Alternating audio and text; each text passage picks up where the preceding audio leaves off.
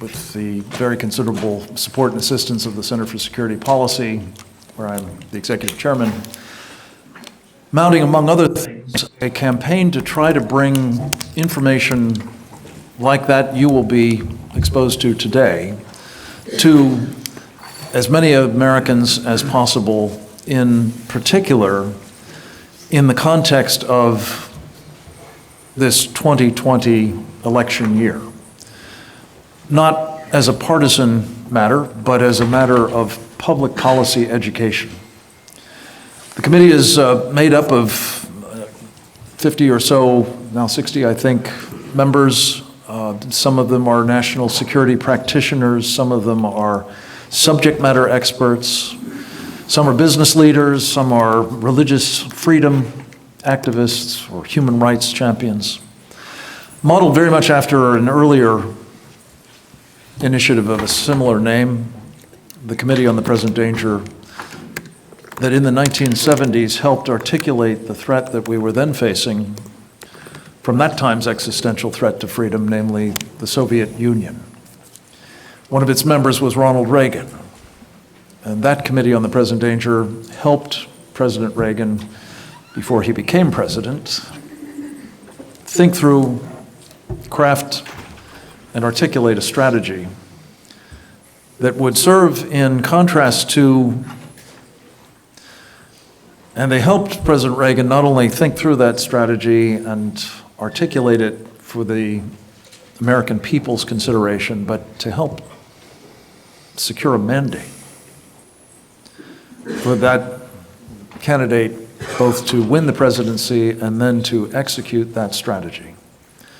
In fact, President Reagan pulled 31 members of the committee into his administration to execute what came to be known as peace through strength, but in practice was rollback. And ultimately, shortly after he left office, it succeeded. And the rest, as they say, is history. Inspired by that example, that model, we have put together, under the leadership of our chairman, Brian Kennedy, who could not be here, a similar caliber of membership and concerted desire to serve that has now taken us, among other things, to 6 of the early primary states, or caucuses: Iowa, New Hampshire, Nevada, South Carolina, Texas, and now here in Maryland, for the purpose of trying to do 2 things. One, to elevate the issue, the importance of the threat posed by Communist China to our country in this election season. Because after all, the next president of the United States, whoever that may be, whatever political party or philosophy they may pursue, will find, make no mistake about it, the choice is going to be Communist China. We have a second purpose, though, and that is to try to both understand and help counter the threats we're facing from China. And in the course of the roughly year that we have been in business, the committee on the threat from China, and that is that we are underwriting it massively. By some estimates, Wall Street has transferred $3 trillion to China in the past decade or so. And you can buy a lot of threats for $3 trillion, and the Chinese have. So one of the other things that we're about in this state, and the ones that I've mentioned and others to come, is trying to help those in state elective office, and for that matter, appointive office, who have, whether in the executive branch or in the legislative branch, fiduciary responsibilities for overseeing the public pension funds of the states, that they may well be, in most cases we believe are, investing in Chinese companies, and not just Chinese companies that are not transparent, that are not accountable, that do not disclose their governance or material risks associated with investing in those companies. Something that, by the way, any American company in the US markets must do. They don't have to. You know why? Because they say that kind of information is a state secret. What could possibly go wrong? So we're trying to make sure that people understand all of that, but in addition, it turns out, as we have documented, and you can find much of the information about this at presentdangerchina.org, the website of the Committee on the Present Danger China. The other dirty little secret is that many of these companies are involved in some of the most dangerous of things that the Communist Party of China is up to. And we'll talk about that more, I'm sure, in the course of this conversation. But suffice it to say, we believe it is not simply outrageous that Americans are being induced to invest in such companies. There's a move afoot, by the way, now to have our military personnel be obliged to do so. Even though it means investing in companies, in some cases, that are building the weapon systems with which to kill our men and women in uniform, and quite possibly the rest of us. This is not simply outrageous. This is obscene. And we're determined to try to encourage state officials and legislators to do something about it, as well as at the federal level. So we will be talking again more about all of this shortly. But to quickly introduce to you this distinguished panel, I think I'll do it in turn. We're each going to take about 10 minutes to share with you, some shorter if they care to, but some longer perhaps, share with you some insights into the various elements of the present and growing danger from Communist China. It's with the greatest of pleasure that I introduce to you first and foremost our friend and colleague and very much a star in the conservative movement, especially here at CPAC, Gordon Chang. I'm sure you know him.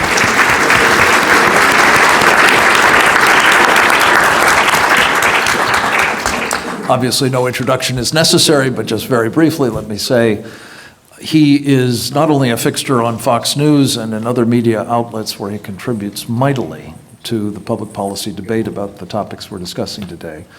He's also the author of 3 terrific books, The Coming Collapse of China, a prescient insight into what is now playing out, I believe.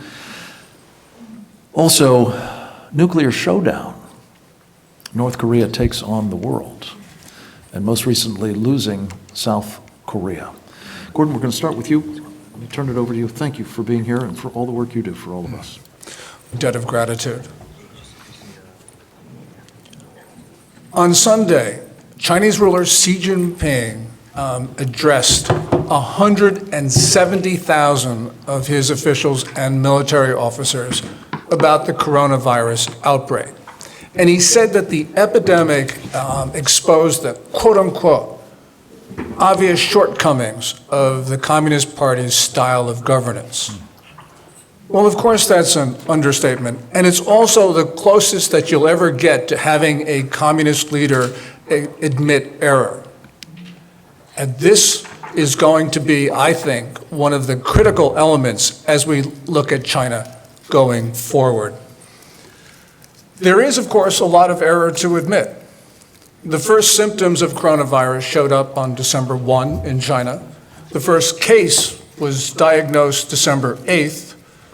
There was a low-key public announcement on December 31st, but the real public acknowledgement, the first public acknowledgement of the epidemic was on January 20th, when Xi imposed some draconian measures. And now China is in mortal danger. So for instance, the economy in China is contracting. Oil demand is down 20% year on year. Car sales, for the first 16 days of this month, they were down 92% over the same period last year. Only about a third of Chinese workers have gone back to their job sites, and events all across China have been canceled or postponed, including, for instance, the Canton Fair. That is the big and premier trade fair in China. It is scheduled for April, and now it is postponed. A contracting economy, of course, is an existential threat to a regime that depends upon the continual delivery of prosperity as the primary basis of its legitimacy. And at the same time, the Chinese people are white-hot angry. A tipping point occurred on February 7th of this month, when a doctor in Wuhan, Li Wenliang, died. He was one of the Wuhan eight doctors who tried to warn his city and the rest of China about this pneumonia-like epidemic.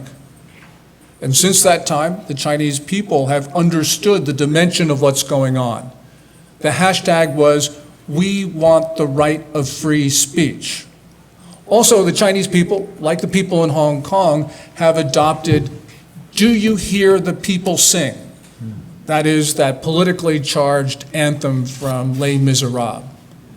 Also, at about the same time, you had leaders in Beijing, in the academic community, start to talk out loud about all of these issues. So, for instance, you had one professor at Tsinghua University call Xi Jinping, quote, "not very smart," and he demanded that Xi step down. This was at the same time as you had a number of academics write an open letter to the National People's Congress, and that letter was entitled, "The Right of Free Speech Starts Today." I think that what we are seeing is essentially the Chinese people understand that the disease, of course, is coronavirus, but the real disease is communism.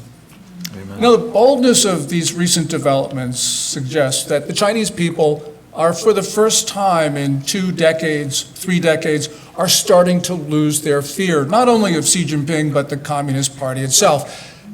And then the question becomes, well, why are we concerned about all of this? I think there are 2 reasons to focus on.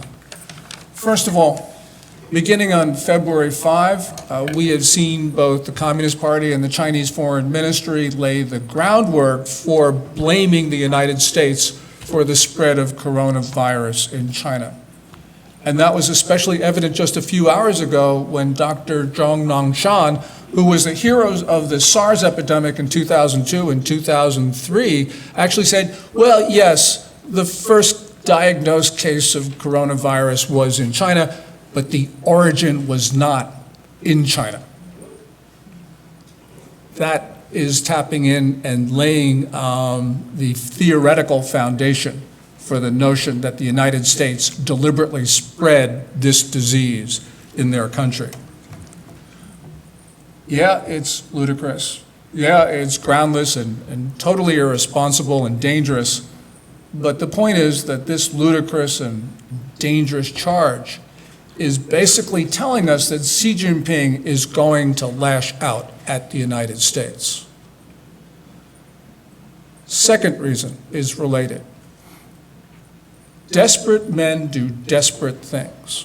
And I think Xi Jinping is starting to show desperation. And there are a number of symptoms of this, but clearly lashing out at the US is one of them. Also, we see extraordinary information control in China right now, which is an indication that the Communist Party knows that it has a lot to hide. We've got to remember that Xi's hero is Mao Zedong, someone who was also capable of doing anything.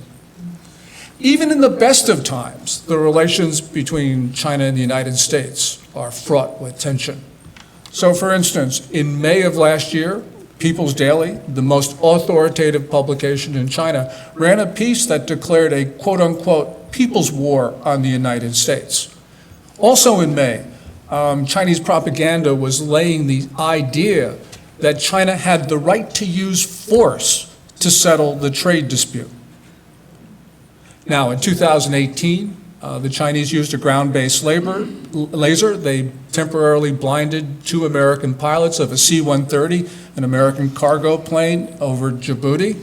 And also, within days of that, they started sonic attacks against our diplomats at the Guangzhou consulate in China, causing brain injuries. So we have to ask ourselves one very simple question. why do we maintain a cordial relationship with a regime that is harming Americans? Just about everything is on the line here. This is where we write our history, not just for this decade, but for decades to come. Let me close with just one thought. On Monday, the Communist Party ran a piece which said that the People's Liberation Army of China, over the next 2 years, was going to procure 1.4 million units of body armor, and they said the purpose for the body armor was so that China could deal with Taiwan's secessionists and Americans. Xi Jinping is warning us about what he wants to do. We Americans have always been very good at ignoring what our enemies are saying about us. So now we can be taken by surprise. Ladies and gentlemen, we are in a war, and the enemy is the People's Republic of China. Thank you.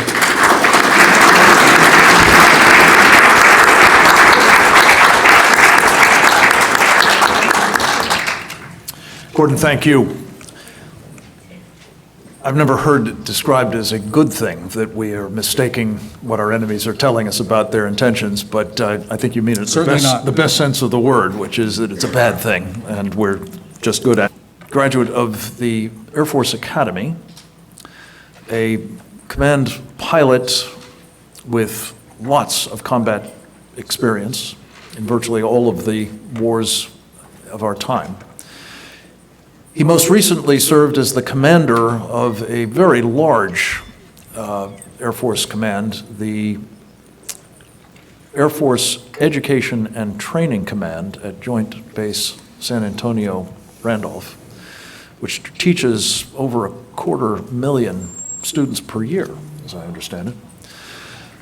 General Quast has been an extraordinary friend, both to me personally and to the efforts of this Committee on the Present Danger China, because to an extraordinary degree, his visionary leadership qualities and his strategic grasp of our present environment have made him one of the country's preeminent authorities on the reasons that bring us together today. I am thrilled that he could make it today. He has been fitting in this visit with some testimony on Capitol Hill, which is, I hope, something he'll be drawing on in his remarks with you. I think you'll find them both extraordinarily informative and I hope inspiring as well. General Quast. Well, thank you, and thank you.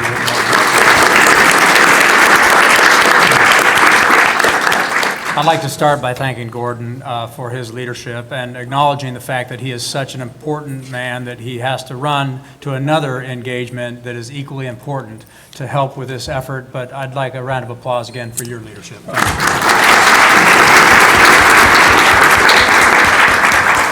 So when he stands up and leaves, it doesn't necessarily mean he doesn't like what I'm saying. It means he has bigger fish to fry, and it's very true. You know, we are living in extraordinary times. I know people say that, but I'd like to dive into that a little bit with you and unpack that a little bit with you. What is really going on around us? And it will fold into everything that has just been said and will be said. But if you all remember how a doctor who wants to see what's going on in your cardiovascular system and your circulatory system, the doctor, she'll put some dye in your bloodstream, and then they can see where the blood is going. They can map this intricate and unmappable series of what is going on with the capillaries and the veins and the arteries.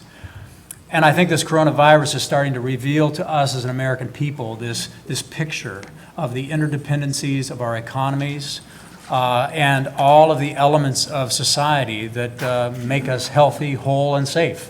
Whether it's the pharmaceutical dependencies we have on China or the computer chips or the other industries, what we're watching is we're watching a visual manifestation in our market, in our stock market, of the interdependencies and the vulnerabilities that exist in the world that we have created. And that doesn't have to be a bad thing, but it has to be something we look at clear-eyed. that we are in trouble if we are dependent on another society that states as its purpose the value of subjugating human beings and taking away their freedom.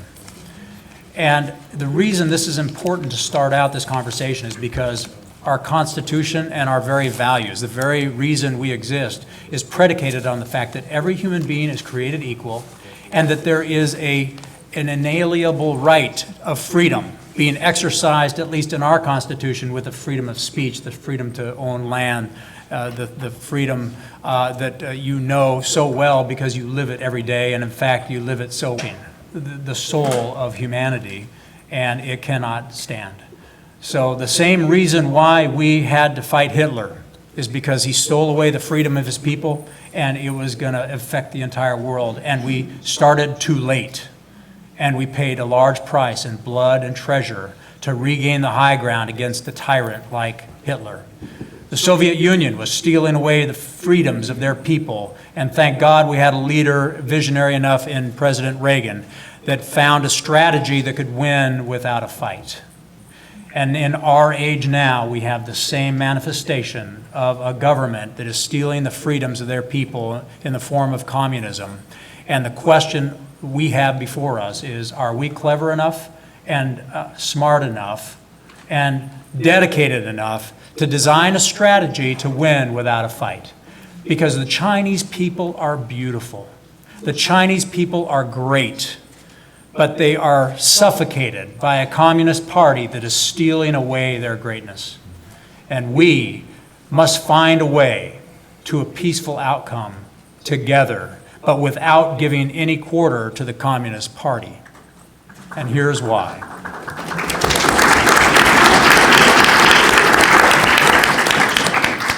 The reason why we need to give no quarter is because we have seen what happens when you appease. When Chamberlain appeased Hitler again and again and said, well, that's all they're going to do. That'll be the end of it. They will stop at this point. You see that appeasing a bully does not last. And for us, we have to realize that this foe is not like the Soviet Union that was bold and aggressive and you pretty much knew what they were doing. The Chinese culture is subtle. It is sophisticated in its strategy, and it is patient and long-suffering. And so they know the American psyche. They know us better than we know them. They watched Pearl Harbor, and they know they had better not awaken this great giant of innovation and courage. And so what they are doing is they are on a path of strategy that is trying to not awaken the great giant. Subtly and slowly, taking over our businesses, buying up our debt, dominating markets that give them information dominance. And Huawei and 5G is the manifestation of that information dominance that is going to move into space in a space layer with a quantum backbone that is coming our way faster than we think. They are going to dominate the energy markets by dominating space and the electromagnetic spectrum and what you can do to paralyze markets that have not been designed for that kind of power. And they plan on having those power generation plants in space in the next 10 years, and we will see those coming. But they want to do this in a way that takes advantage of our open market, our free economy, our open society. Because they know they are not more innovative than we are, because we are open, so we listen to other viewpoints. We bring in diversity of thought. Their game plan is to steal our intellectual property and our proprietary information and anything that we invent that is clever and useful. To steal it and then to duplicate it with their party system that controls all companies in China, and then flood the markets and dominate the marketplaces. This is why they were able to build Huawei out of the carcasses of Lucent Technology, Motorola, and Nortel that they bankrupted in the century, in the decade of the 2000s. Because they lured them in with $1 billion gifts and incentives, and then they stole their technology, duplicated, dominated, and put them out of business. The same is happening in all the industries in America that matter, that are the leading edge 21st century industries, whether it's telecommunications still, or drone technology, computer chip technology, artificial intelligence, quantum, virtual reality, artificial or the facial recognition that is so powerful, and the supercomputing, and then space as a geography to build a neural network to be able to do these things. But they have stated openly, and those of us who read everything they write and listen to every speech know that just as he is a disciple of Mao, he is a disciple of Lenin and Stalin, and they see freedom in our Western civilization as an existential threat to their survival over time, because it's an existential threat to their control of the people and the Communist Party. And they have intentionally gone on a journey to weaponize the two deep vulnerabilities of Western civilization and our open free markets and open society. The one is information, Huawei and 5G, weaponizing information and using it against us. This is how a lie propagated today by the Chinese government through the 5G network, it's very hard to get the truth out there. Other countries are going to believe that this virus started in America and they should hate America for this. And we will be unable to counter that narrative because we don't have 5G, and they do. And all you need to do is study 5G a little bit to understand its power, where if you have just 4G LTE, you cannot break in to the encryption and to the dominance of information, and you cannot get the truth in when there is a lie. But they are also dominating energy as the other marketplace and the other weakness of American society. You just take a look at our power grid that was designed with no intention that anybody would ever in a million years come into our homeland and attack it, whether it be from a person with a backpack and a directed energy weapon, or from space that's well within range, because space is just a few miles above our heads, but we don't think about it that way. China is a few miles away from all of us. And our power grid is not designed for what China is designing right now in laboratories in China. And they can paralyze. They do not want to fight us. They want to paralyze us slowly over 100 years so we go out with a whimper because they have dominated us economically. So these realities of an enemy that is clever, sly, that understands America better than we understand them, are on this 100-year strategy to strangle us, and so that we go out with a whimper. And we didn't even know that this slow-growing vine around our spinal cord paralyzed us before it was too late. This is from a person who studies strategy and competitive advantage for a living. And this strategy is as old as time. It's just that America has been so unilaterally dominant since World War II, economically, socially, politically, culturally, that we believe we will always be successful because we always have been successful. Nobody in this room had to fight Hitler. Nobody in this room really understands what a true threat of Hitler would feel like. And China is intending that we never feel that as a nation, because if we do, we will awaken and we will out-innovate. But right now, we're going about our lives as if there's really nothing wrong, except for men like this and women out there that understand this threat to the right to religion, and that they're stealing that away, the right to free speech, and they're stealing that away. And the Chinese people are no match to the Communist Party that will murder before they give up control. Thank you. General Cross, thank you.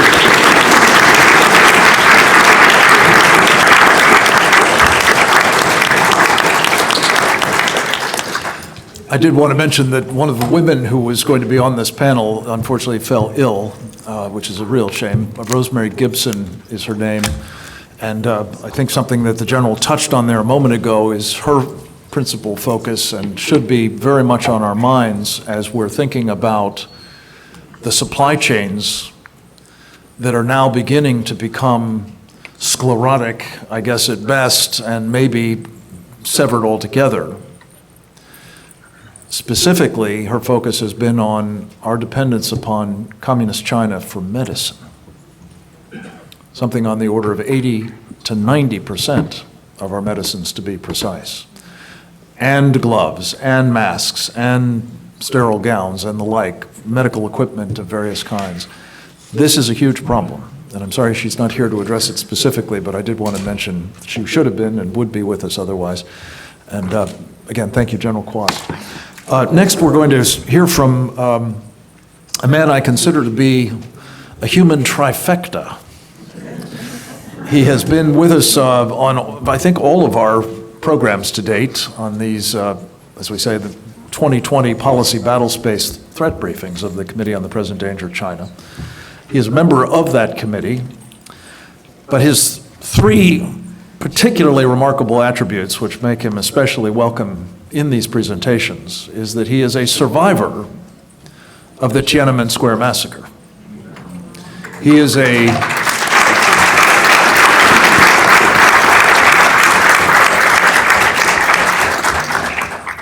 practitioner of Falun Gong, which means that, like his co-religionists, he has been targeted, and he'll discuss that, I'm sure, with you, exemplifying the behavior of the Chinese government towards its own people. And third, and particularly relevant to our present pass, he served in the uniform of the United States Army for 9 years, initially as an enlisted man, rising through the ranks to a commissioned officer and captain, with which he complemented his PhD in microbiology to work as the director of the Viral Disease Laboratory at Walter Reed. Please welcome Dr. Sean Lin. Thank you. Thank you, everyone.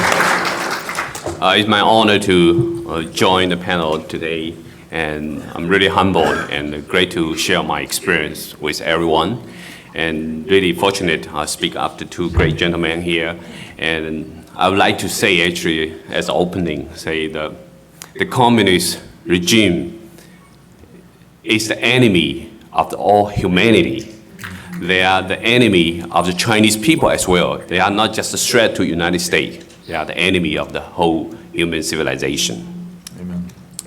So for me, when I was young, I was just a freshman in college.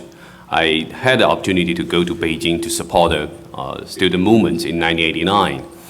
And on the eve of the persecution, and fortunately, a small group of students were able to withdraw from the Tiananmen Square.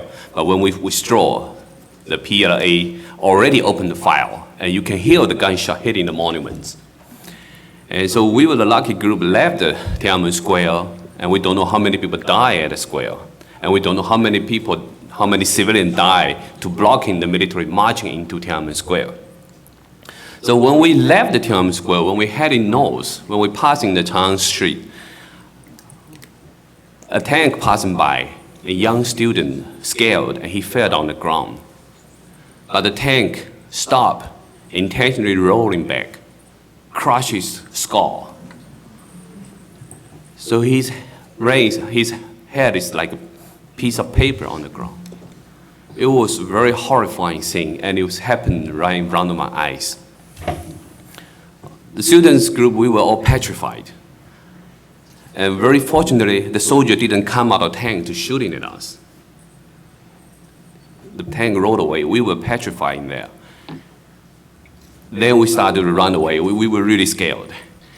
And later on, when we passed another junction, another tank come over, the soldiers started coming out, throwing the tear gas at us. So we have to run. We have to hide in the civilian's house to protect ourselves. Well, this is one example of how the Chinese Communist Party can dictate to its own people. Young students die. My friend in Tsinghua University told me one of his classes lost 1/3 of students in one night. But the tragedies did not just stop there. The Communist Party's nature never changed throughout the history. You can see so many political movements after they taking over China since 1949, taking the land away from the farmers, taking the property away from private entrepreneurs. And sometimes we say the Chinese Communist Party raped Chinese society twice. First time they say it belonged to the government, belonged to the Communist Party, because in Chinese Communist concept, the party equals the government, right? So when they say the property belongs to the government, the Communist Party rape away people's property. That's in the 1950s and 60s. And then after the so-called economic reform, they rape it twice. Now they say we need to be privatized. Through different maneuvers, like management buyout, all these state property now becomes Communist Party elite's property. So they rape Chinese people twice. And killing people, it happened all the time. And we know, like in 1959 to 1961, more than 30 million people were starving to death because Chinese Communist Party's terrible policy of Great Leap Forward movements that causing people to starve in their hometown. And they used the military to block people going out of their village to beg food. So many people were forced to starving to death. And unfortunately, at that time, the media was not so so advanced like nowadays. No people can even release this information to the outside world. And after Tiananmen Square, unfortunately, Western society gave China additional opportunity. And when the Communist Party find another chance to survive, they further launched comprehensive war against all religions in China too. And Falun Gong group is just one example. And this is a traditional Chinese belief that grew even bigger than the Communist Party. Before the Communist Party cracked down, in 1999, more than 70 million to 100 million people practice Falun Gong. And it's a practice based on the cosmic nature of truthfulness, compassion, and tolerance. So the Communist Party even did not allow people to try to be a good person. What they want is a Chinese population they can engineer. Communist Party always have a saying, they said that the teachers are the engineers of people's soul. Can you believe that? They want to engineer people's soul. That's why they wipe out the traditional belief in China, criticize the Confucianism, and then crack down so many different religions. So the Chinese people don't have their own spiritual belief. They cut down the tie of Chinese people to their traditional heritage, to their spiritual belief. Because in Chinese 1,000-year history, people believe in Confucianism, Taoism, Buddhism. This embedded in Chinese people's gene. But Communist Party tried to engineer Chinese people into a people without soul. That's the purpose for their crackdown against all religions. And you can see the consequence. And now the Chinese company using the tactic that persecute Falun Gong against Muslim Uyghurs, underground churches, and using surveillance technology to further social engineer people, and using social credit system as well to further engineer people. And we know one of the biggest crimes they did is also exposed organ harvesting. They can kill innocent prisoners of conscience, take their organs, make profit of it, and kill the people while they're still alive. So that's why you see in China, the transplant center can advertise, come here for kidney transplant. In 2 to 4 weeks, we find you a kidney match. In 1 month, 2 months, we can find you a kidney match. And you can prescribe the operation date. And this is a state-run enterprise. They can kill people for its profit. In very large scale. According to data from the doctors against forced organ harvesting, in the last 20 years, more than 1 million people were organ harvested. It's a very huge scale, and it's still ongoing.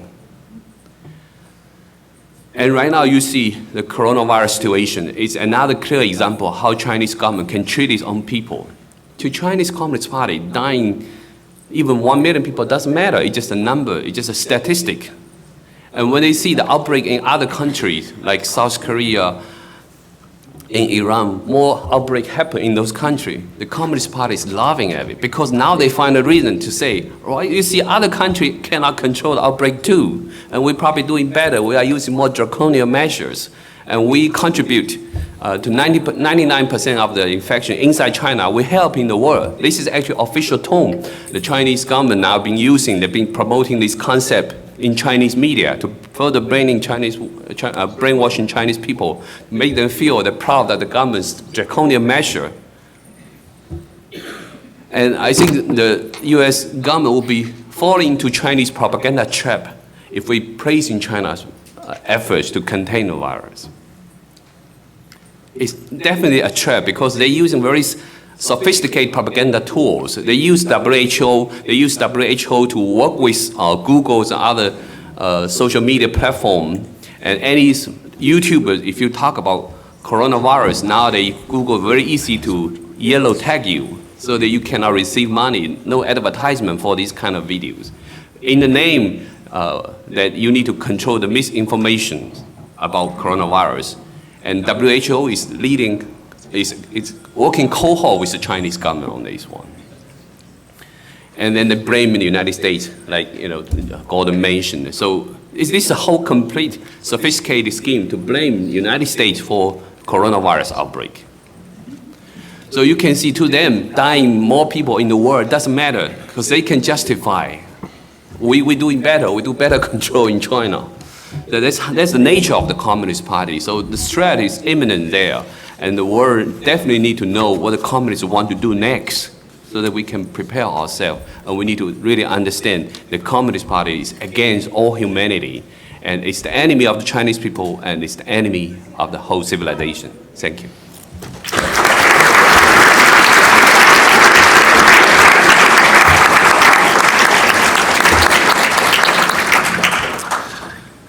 Thank you very much, Dr. Lin. The point that I think is implicit there, but just to make it explicit,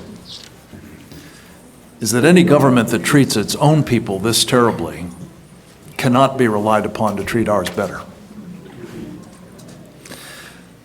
As the cleanup batter, though it's completely out of protocol, we're very pleased to have with us a member of Congress who was delayed because he had to do his job over there, namely to vote. And it is really one of the high points of any program in this conference to have Scott Perry in the room. Scott is, as you may know, a member of Congress representing the 10th District of Pennsylvania. He is a member of the Foreign Affairs Committee and the Transportation and Infrastructure Committee in the House of Representatives. He is a member of the Freedom Caucus as well, and a great leader on all of the things that CPAC participants, and I believe hundreds of millions of other Americans, care about. And as I say, I have the privilege to have him as a personal friend, but as a real inspiration, and I urge you to welcome him very warmly to our panel. Thank you, Frank. Really great, distinguished panel here. As an elected official, I want to kind of give you the viewpoint that at least I have among my colleagues in Congress, and I speak only for myself because this troubles me greatly. For the better part of 40 years, for the better part of 40 years, your government has told you that China is a strategic adversary, so to speak, or competitor, a competitor, that if we just infuse them with the capitalist system and get them involved in our market and we got involved in their market, that they would become like us. Well, I'm here to tell you that's all a lie. All right, it's been a lie, and they believed it, and they took great efforts to make that so. But it just never happened, and they're finally coming to the realization. I tell you that because most of your neighbors, most of America, whatever they look at is made in China, and it's in their house, and so they're very comfortable with it. And I will tell you, you're all, I'm sure, very familiar with the old story of the Trojan horse to get behind the gates.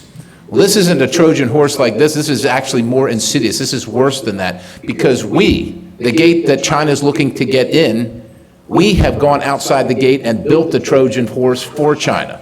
And you've heard that here in so many different ways. I'm going to talk to you just about a couple things that will kind of indicate the urgency and the scope of the matter. So 10 years ago, there was no Chinese company in the top 10 companies in the world. There was not one. Now there are 5. 5 out of 10 are the top 10 companies in the world. From a military buildup standpoint, you do know that they have stolen, and when I say stolen, I literally mean stolen, the plans to the F-35, the C-17, and the F-22 aircraft. And of course, we see their variants. That's one of the ways they've been able to bridge the gap of time and innovation and production to reach parity with the United States on a military level. 10 years ago, China had 0 blue water navy, 0. They lied about the carrier. They bought an old carrier from Ukraine, an old ship from Ukraine, and turned it into a carrier. They built another one, and now they're building nuclear carriers. And and just put it in terms of having 0 blue water navy just a few years ago. I'll just give you a couple stats here. By 2020, which is now, 330 warships, 66 submarines. In 10 years, 450 surface ships and 99 submarines. The PLA is told by this year they have to be ready to invade Taiwan, which is one of their goals. That's a big carrier sitting off their coast that's friendly with the United States, and they simply cannot have it. And you have to wonder to yourself, what is the United States really going to do? What is the United States going to do if they invade China? They have stolen our hyper missile technology, so we're talking in excess of 7,500 miles an hour. We have 0 defense, and so what we talk about left of launch. So if you look at a timeline moving to the right, what their plan is, it doesn't matter, folks, if we have the best carriers, the best fighters, the best bombers, the best training, the best equipment. I tell people it's never going to get out of the hangar.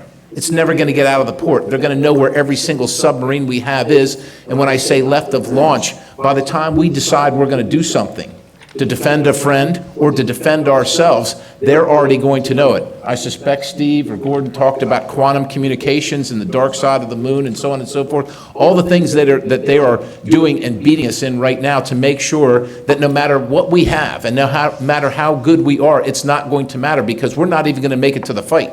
We're going to be back here, right? That's right.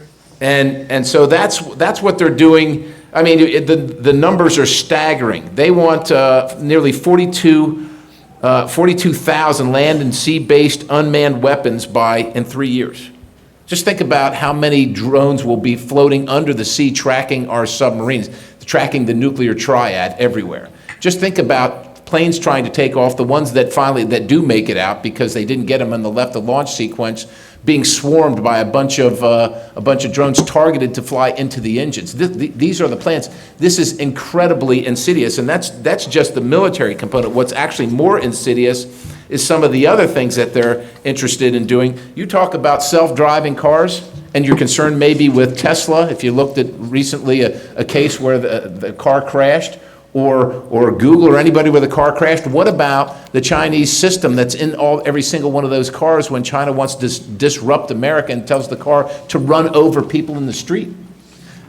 That's what the capability is that we're talking about. Every single thing, every part of your daily life, part of it. Now, how do they get the money? Think about this. We have these companies that General Quast talked about that have been run out of business, American companies, and some that are on the verge right now by China. China gave Huawei $100 billion as a line of credit. You wonder how this happens? Where does China get the extra $100 billion? Well, ladies and gentlemen, unfortunately, it's you and it's me. We're helping finance it.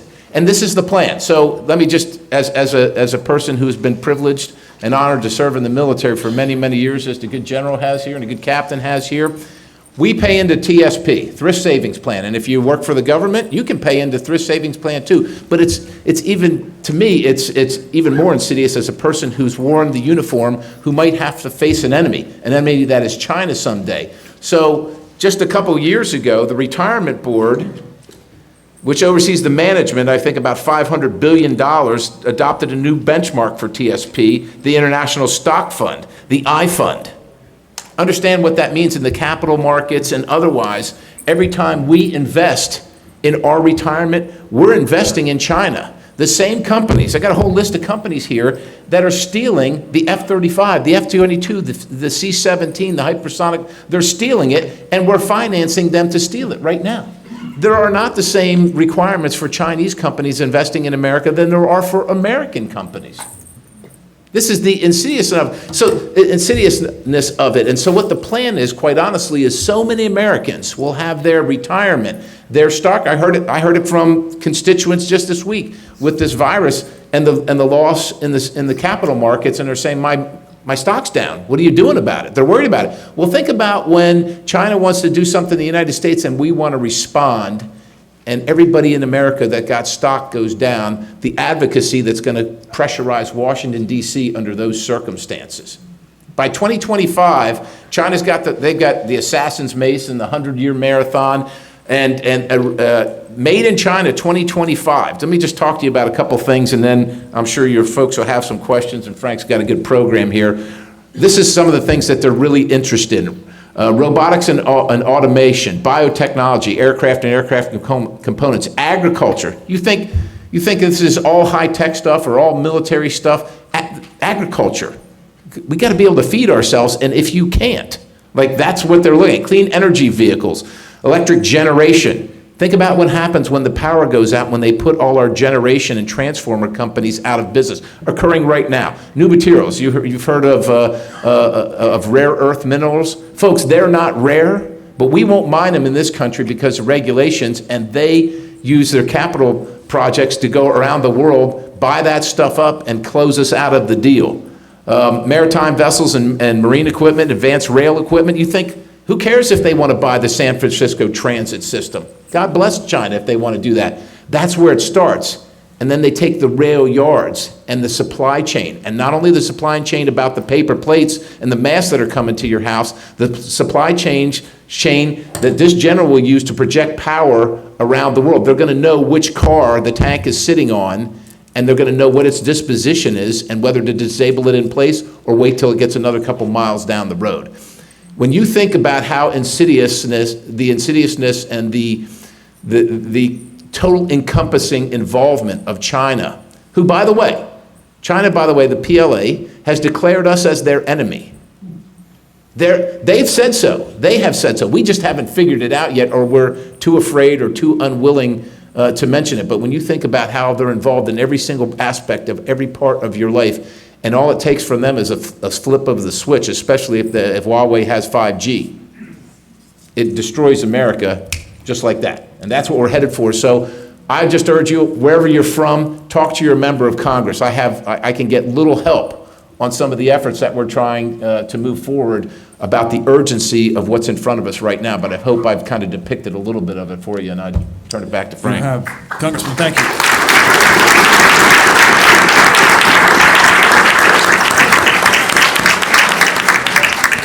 Let me just underscore something we said at the beginning, which is, in addition to your own member of Congress, right here in Maryland, Tuesday, and certainly in the months to come, and come November, this is an opportunity to determine not just who will be the next commander-in-chief, but the policy that individual will pursue with respect to this existential threat to freedom, as Reagan used to call it.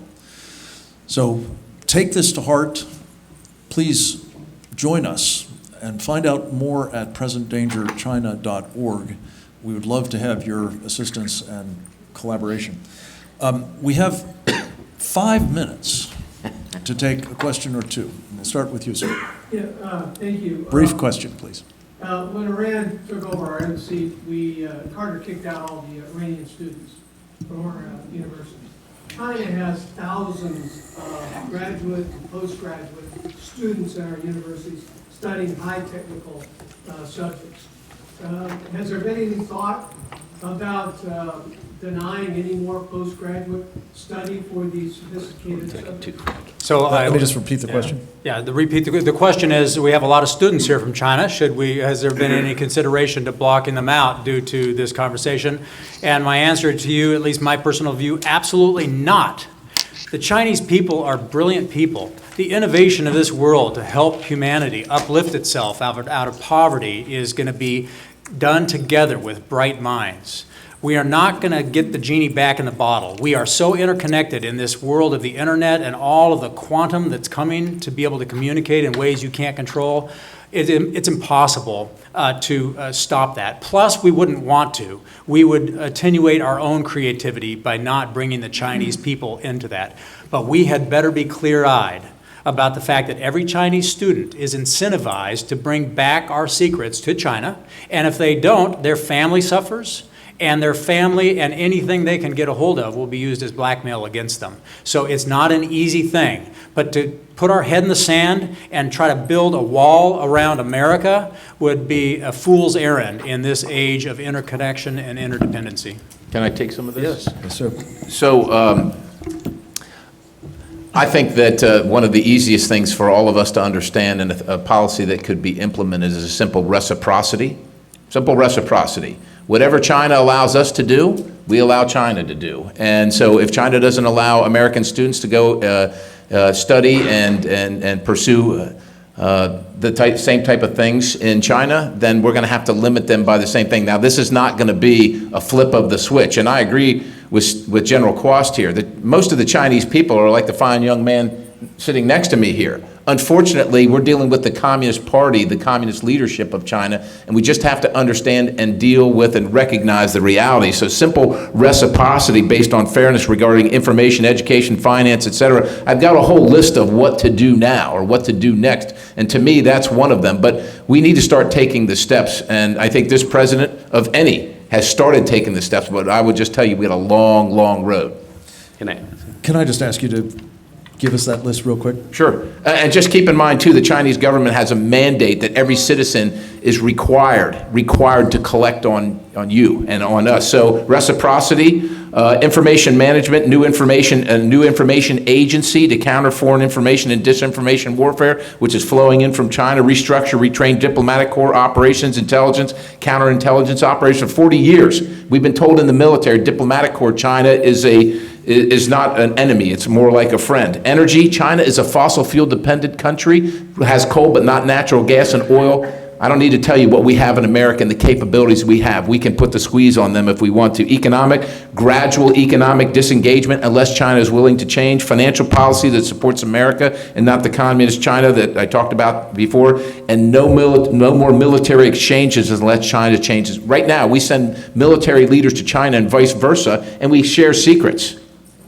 It's foolhardy. We have lots of questions. What I'm going to invite you to do is to take them to Gordon Chang's program, which begins shortly in Chesapeake E and F. If you want still more, we're going to reconvene this panel across the river in Virginia, where we're going to try to take this same message. I am so sorry that we didn't have more time for your questions, most especially, but I want to thank General United States Army retired Scott Perry, I forgot to mention that attribute, Dr. Sean Lynn, United States Army, and of course, General Stephen Quast, and Gordon Chang, and all of you. Thank you very much, and to those of you who are listening by video. God bless you all.